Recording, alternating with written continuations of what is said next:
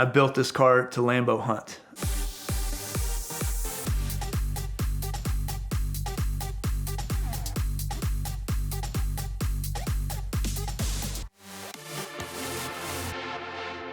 Yeah, I've always been obsessed with fast cars. I've always been big on horsepower. And from the day I got my driver's license, I mean, pulling out of the high school sideways in my '89 Camaro and getting a reckless driving ticket, the cop that pulled me over, he said, "Do you want a speeding ticket or a reckless driving ticket?" And me being the idiot 16-year-old kid that I was, I literally said, "Why don't you give me both?"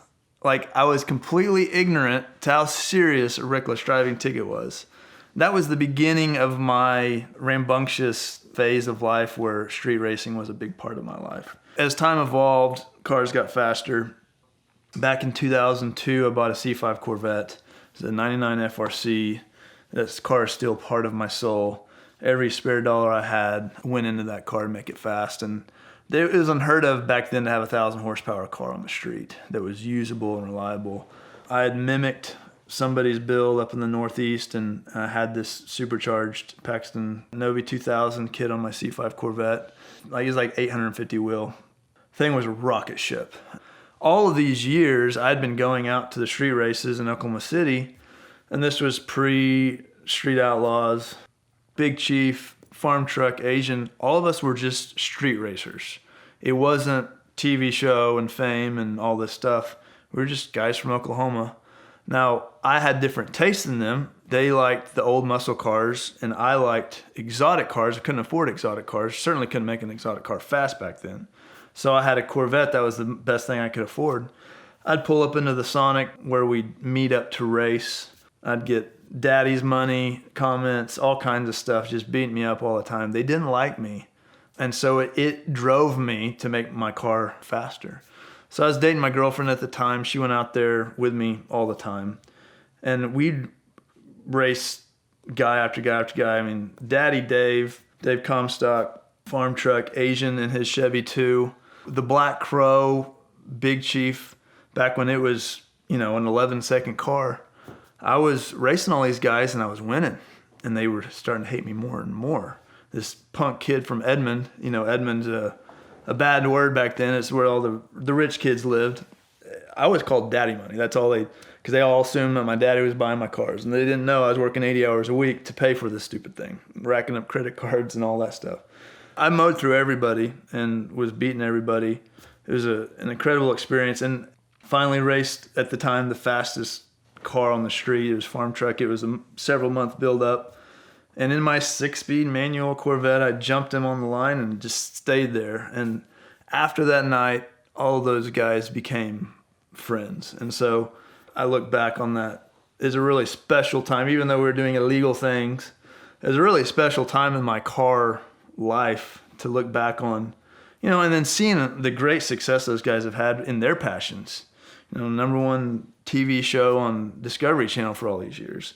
Like, it's really neat. I still, I don't talk to those guys as much anymore, but when I see them, it's like old times, and, we catch up. But that evolved rapidly for me. They went the 8th mile route. I went the 1 mile route.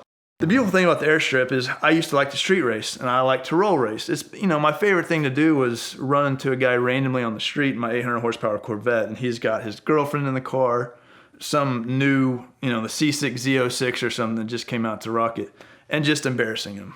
So whenever these airstrip events started happening, it really mimicked that. But the good thing is you're racing the fastest guys in the country. And so my Corvette went by the wayside. It just, 1,000 horsepower on those things was at its limit. Rear ends, transmissions breaking all the time. Motors couldn't stay together. So I had to go to something with bigger displacement. So I bought a Viper. And then I realized if I'm going to compete with the big guys, the underground racings of the world, I need to go to an automatic, because I was just blowing through transmissions left and right, making 1,350, 1,400 foot-pounds of torque.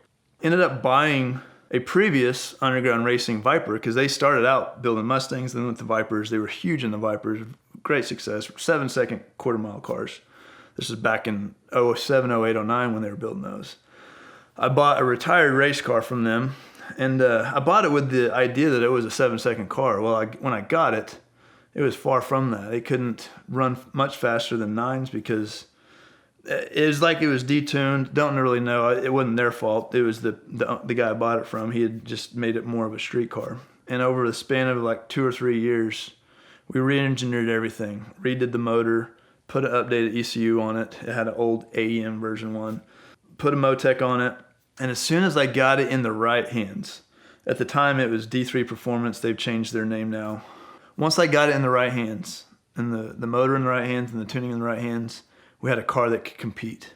2012, I made it to the finals of the Texas Invitational. The Texas Invitational at the time was the biggest, fastest cars in the country. There were guys bringing their cars from the Middle East to race, GTRs and stuff like that. And so whenever I showed up, everybody kind of laughed. Like, this. I remember specifically one of the twin turbo Gallardo owners laughing about me and my Viper. It was like a David and Goliath type scenario.